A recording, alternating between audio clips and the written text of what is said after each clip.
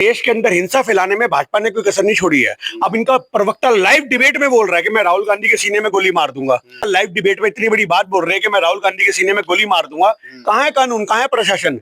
मतलब आज की डेट में हम मोदी से सवाल करते हैं, मोदी जी आप हमें बताइए, क्या ये गोडसे है या ये आप इसको राष्ट्रवादी बंदा बोलोगे? अगर ये कोई मुसलमान डिबेट में बैठा हुआ कोई बयान दे देता है ऐसा किसी भाजपा के नेता के लिए कि हम फलाने आदमी को गोली मार देंगे, तुम्हारी माँ को गाली दी वो भी राहुल गांधी ने दी, तो तुमने पूरा बिहार सर पे उठा लिया, पूरा देश सर पे उठा लिया। मेरी माँ को गाली दे दी, तुम्हारे टेस्ट में निकल के आ गए। अपनी माँ की गाली की बात आई तो तुम्हारे पूरे के पूरे हिंदुस्तान में झंडे उठ गए भाजपा के कि हाँ जी देखो देखो हमारी माँ को गाली दे दी। आप इस बात को यहां से लगाओ, वो गाली देने वाला भी प्रोटेक्टेड इन्हीं का आदमी था और आज राहुल गांधी को गोली मारने वाला भी इन्हीं का आदमी है।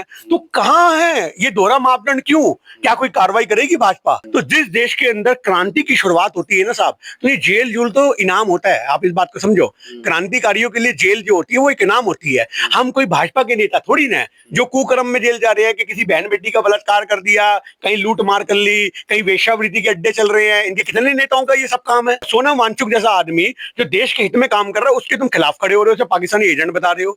आप इस बात को समझो, पाकिस्तानी एजेंट तो वो लोग हैं जो जिन्ना की मजार पे यहाँ से भारत से माथा टेकने जाते हैं। उन्होंने भड़काऊ बयान दिए, इसके बाद मैं आपसे कहना चाह रहा हूँ बात भड़काऊ, ये भड़काऊ बयान नहीं है। राहुल गांधी के सीने में गोली मार देंगे लाइव डिबेट में, तो क्या आप कांग्रेस के कार्यकर्ता भाजपा की आप बंदूकें चलाना शुरू कर दें? आप नमस्कार, नवजागरण लाइव में आपका स्वागत है। हमारे साथ सरदार गिन्नी जी हैं, गिन्नी साहनी जी। और अभी जो कल की जो वारदात हुई है, एक तरह से राहुल गांधी को जिस तरह से टारगेट किया गया है, हम इनसे जानेंगे क्या कहेंगे कि जिस तरह से राहुल गांधी को लेकर टारगेट किया गया, पहले भी कहा गया था कि उनकी दादी के पास पहुंचा दिया जाएगा। देखिए, सबसे बड़ी बात यह है कि भाजपा के अंदर ऐसे नेता हैं जो लगातार गोलियां मारने की बात करते हैं और ये राजनीति की बात करते हैं। देश के अंदर हिंसा फैलाने में भाजपा ने कोई कसर नहीं छोड़ी है। अब इनका प्रवक्ता लाइव डिबेट में बोल रहा है कि मैं राहुल गांधी के सीने में गोली मार दूंगा। पिंटू महादेव नाम है उसका, एबीवीपी का कार्यकर्ता रहा है, नेता रहा है। तो आप इस बात को लेकर जब भाजपा के प्रवक्ता लाइव डिबेट में इतनी बड़ी बात बोल रहे हैं कि मैं राहुल गांधी के सीने में गोली मार दूंगा, कहाँ है कानून, कहाँ है प्रशासन?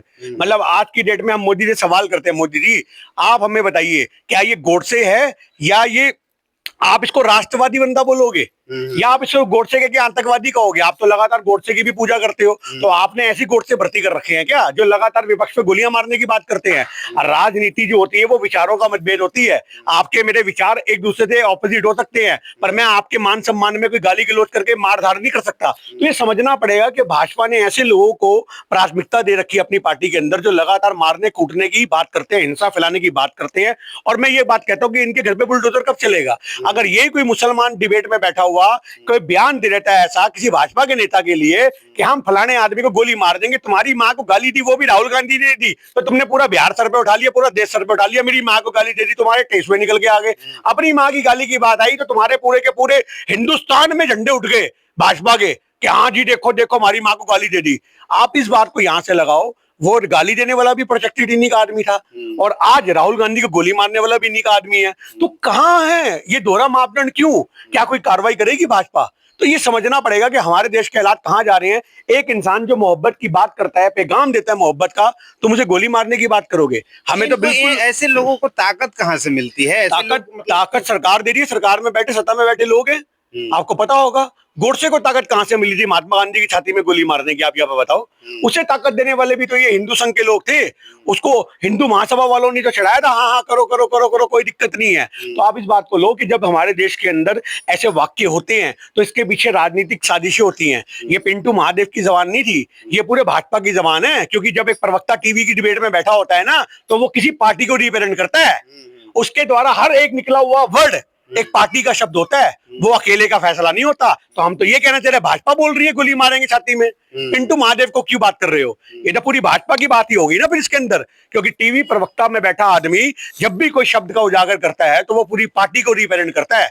तो अब मोदी जी क्या आप राहुल गांधी को गोली मारना चाहते हैं? अमित शाह जी क्या आप राहुल गांधी को गोली मारना चाहते हैं? ये सवाल तो भाजपा के हर नेता के मुंह में माइक घुसेड़ के पूछा जाना चाहिए कि आप इसके पक्ष में विपक्ष में आतंकवादी की धारा लगा के, एनएसए की धारा लगा के उसको जेल में डालो। सोनम वांगचुक के ऊपर एनएसए की धारा लगेगी। आप इस बात को समझो, जिसने कोई कुकर्म नहीं किया, जिसने कुछ नहीं किया, इतना बड़ा अवार्ड विनर आदमी जो देश के हित में काम करता है, सेना के सम्मान में उसने काम करा, इतने इंजीनियरिंग से जुड़े उसने ऐसे काम करे जिसका कोई, मैं कह रहा हूं कि कोई तुलना नहीं है, और उसके बावजूद उस आदमी के ऊपर आप एनएसए लगा रहे हो। आप इस बात को लगाओ कि मतलब बिना जमानत के वो पता नहीं कब तक जेल में रहेगा, उसको तुमने राजद्रोही बता दिया। पर ऐसे राजद्रोहियों का तुम क्या करोगे जो तुम्हारी पार्टी में बैठे हैं? तो कांग्रेस क्या इस पे एक्शन लेगी, क्या सड़कों पे उतरेगी, क्या करेगी? देखिए, सड़कों पे उतरना या ना उतरना तो बात का मुद्दा है, वो पार्टी जो डिसाइड करेगी, हम लोग करेंगे। पर एक सोचने वाली बात है, क्या हमारे देश में इतनी छूट भाजपा के नेताओं को मिल जाएगी? आप एक बात बताओ, मतलब इन्होंने टीवी डिबेट को मजाक समझ रखा है। आपको पता होगा, गौरव भाटिया साहब भी बिना पजामे के डिबेट में बैठ जाते हैं, उन्होंने भी मजाक समझ रखा है। क्या टीवी डिबेट में उस समय लाखों महिलाएं नहीं देख रही होंगी टीवी की डिबेट को? आप मुझे ये बात बताओ, क्या तुमने उनकी मर्यादा का ख्याल रखा? तुमने पजामा पहना और नीचे खाली कच्छा ओढ़ करके ऊपर तुमने शर्ट कर दी, नीचे पजामा ही नहीं है तुम्हारा। तो आप इस बात को देखो, कुर्ता पहन के खाली डिबेट में बैठ जाना, ये क्या दिखाता है? ये भाजपा की मानसिकता को दिखाता है कि इनके लिए औरत का सम्मान कोई सर्वोपरि नहीं है। वरना डिबेट में लाखों लोग बैठे होंगे उस समय जो टीवी की डिबेट देखते हैं, लाइव डिबेट देखते हैं, तो वो लाइव डिबेट में क्या देखने को मिला? बिना पजामे का गौरव भाटिया, ये देखने को मिला। ये भाजपा की मानसिकता है। इस बार 2 अक्टूबर को दशहरा पड़ रहा है। दशहरा के दिन रावण का दहन होता है, रावण के पुतले का।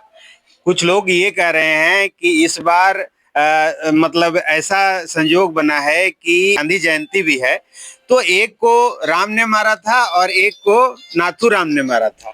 देखिए, एक सबसे बड़ी बात यह है कि आज भाजपा के जो कुछ लोग हैं जो गोडसे को अपना भगवान मान के चलते हैं, कोई बड़ी बात नहीं है कि वो उनके चेहरे पे गांधी जी का मुखौटा भी लगाते आपको नजर आएंगे। ये भी मैं आपको दिखा दूं। तो ये मानसिकता ही तो देश के लिए कलंकित है। ये मानसिकता तो देश को पीछे लेके जा रही है। आप इस बात को समझो, एक मरे आदमी को आप मार नहीं सकते। गांधी के विचार जिंदा हैं साहब, आप इस बात को समझो।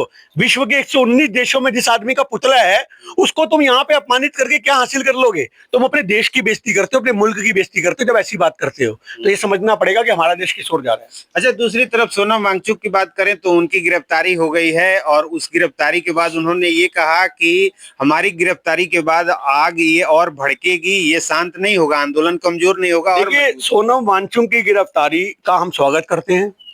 हम बिल्कुल भी उससे हताश नहीं है, क्योंकि वो एक क्रांति की शुरुआत है। आप इस बात को याद रखिए, देश में जितने भी बड़े बड़े क्रांतिकारी हुए हैं, क्या वो जेल नहीं गए? आपसे मैं सवाल करता हूँ, जेल गए हैं ना? नेहरू जी भी जेल गए हैं, अपनी जिंदगी 11 साल नेहरू जी ने जेल में काटे हैं, गांधी जी गए हैं, कौन नहीं गया जेल? भगत सिंह फांसी के फंदे पे झूल गए। तो जिस देश के अंदर क्रांति की शुरुआत होती है ना साहब, तो ये जेल जूल तो इनाम होता है। आप इस बात को समझो, क्रांतिकारियों के लिए जेल जो होती है वो एक इनाम होती है। हम कोई भाजपा के नेता थोड़ी ना जो कुकर्म में जेल जा रहे हैं कि किसी बहन बेटी का बलात्कार कर दिया, कहीं लूट मार कर ली, कहीं वेश्यावृत्ति के अड्डे चल रहे हैं। इनके कितने नेताओं का ये सब काम है?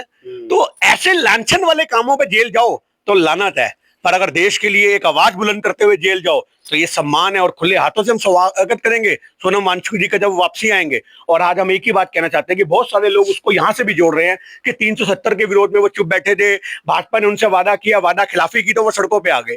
मैं एक छोटी सी बात कहना चाहता हूं, 370 का मामला एक अलग मामला है, पर आज अगर एक आदमी देश के हित में, लद्दाख के हित में अगर आवाज बुलंद कर रहा है तो आपको उसके साथ देना चाहिए। आप इस बात को समझो। तो जिस अन्ना हजारे ने पूरे देश में एक भ्रम फैलाया, उसके साथ तो लाखों करोड़ों आदमी खड़े हो गए, और सोनम वांगचुक जैसा आदमी जो देश के हित में काम कर रहा है उसके तुम खिलाफ खड़े हो रहे हो, उसे पाकिस्तानी एजेंट बता रहे हो। आप इस बात को समझो, पाकिस्तानी एजेंट तो वो लोग हैं जो जिन्ना की मजार पे यहाँ से भारत से माथा टेकने जाते हैं। आप इस बात को बताओ, बीजेपी वाले करते ही। तो उनके एनजीओ का एफसीआरए भी रद्द कर दिया गया है कि फॉरेन फंडिंग नहीं ले सकते हो। देखिए, आज फंडिंग ले या ना ले वो तो बात का मुद्दा है, एनजीओ रद्द करो या ना करो, जिसपे एनएसए लग गई पहली बात तो वैसी एनजीओ नहीं चला सकता, वो देश विरोधी हो गया ना साहब। तो सबसे बड़ा मुद्दा तो यहाँ पर यही है। आपने उनकी बीवी का बयान सुना है? उनकी वाइफ क्या कह रही है? वो कह रही है सीआरपीएफ के जवानों ने गोलियां चलाई थी निहत्थे लोगों पर, हमारे लोगों के पास बंदूकें थोड़ी ना थी। आप इस बात को लगाओ, जो वहां पे आंदोलन करने वाले बैठे थे वो बंदूक लेके थोड़ी ना बैठे थे। अगर वहां भगदड़ मची है, भगदड़ में लोग मचे हैं, मरे हैं, तो क्यों? क्योंकि आपने फायरिंग करी है सीआरपीएफ के जवानों पे, उसने लगातार ये बात रखी है। सोनम वांगचुक जी की जो पत्नी है, धर्म पत्नी है, वो लगातार ये बात उठा दी है कि मेरे आदमी का क्या कसूर है साहब? अगर आप भीड़ में गोलियां चलाओगे, लोग भागेंगे, कोई दबेगा, कोई मरेगा। अगर ऐसे में मौत होगी तो उसका जिम्मेदार कौन है? गोली चलाने वाला और उस गोली को आदेश देने वाला। आदेश किसने दिए? ये सवाल कौन करेगा सत्ता से, बताइए। लेकिन कहा जा रहा है कि उन्होंने भड़काऊ बयान दिए इसके बाद। मैं आपसे कहना चाह रहा हूँ, बात भड़काऊ, ये भड़काऊ बयान नहीं है। राहुल गांधी के सीने में गोली मार देंगे लाइव डिबेट में, तो क्या आप कांग्रेस के कार्यकर्ता भाजपा के आप बंदूकें चलाना शुरू कर दें? आप मुझे बताओ, क्या ये भड़काऊ बयान नहीं है? हम निंदा करते हैं ऐसे बयान की, और हम मांग करते हैं कि अमित शाह जी देखेंगे, हम तब तक चुप बैठते हैं। तो आप इस बात को लो कि अगर आप बयानों को इतना सीरियस लेकर के देश में आतंक मचाओगे तो आप बहुत कमजोर और लूज टेम्पर के आदमी हो। आप इस बात को समझो ना। आज की डेट में अगर आपकी मेरी यहाँ पे डिबेट होते थे, बहस हो रहे, तो क्या मैं आपको ग्रिल से नीचे फेंक दूंगा या आप मुझे फेंक दोगे? आप ये बात बताओ। आप अपना 3 टप्पड़ उखाड़ोगे, आज के बाद मेरा बाइट नहीं लोगे? तो आप इस बात को समझो साहब, क्या हमारे देश के अंदर इतनी बड़ी वारदातें हो रही हैं, इन वारदातों को हवा देने वाला अगर कोई है तो वो भाजपा है। भाजपा के नेतृत्व में ऐसे नेता पल रहे हैं जो लगातार ऐसे बयान करते हैं, खून खराबे की बात करते हैं, और हम कड़ी निंदा नहीं करते, हम उसके लिए जेल की मांग करते हैं, उसके घर पे बुलडोजर की मांग करते हैं। तब हमें लगेगा कि भाजपा ने कुछ निष्पक्ष किया और माफी मांगे कि हम ऐसे डिबेट के अंदर प्रवक्ताओं को नहीं भेजेंगे। ये हमारी मांग है। तो बहुत बहुत धन्यवाद समय देने के लिए। तो ये थे गिन्नी साहनी जी, और इस वीडियो पर आपकी क्या राय है कमेंट करके बताएं, और देखते रहें नवजागरण।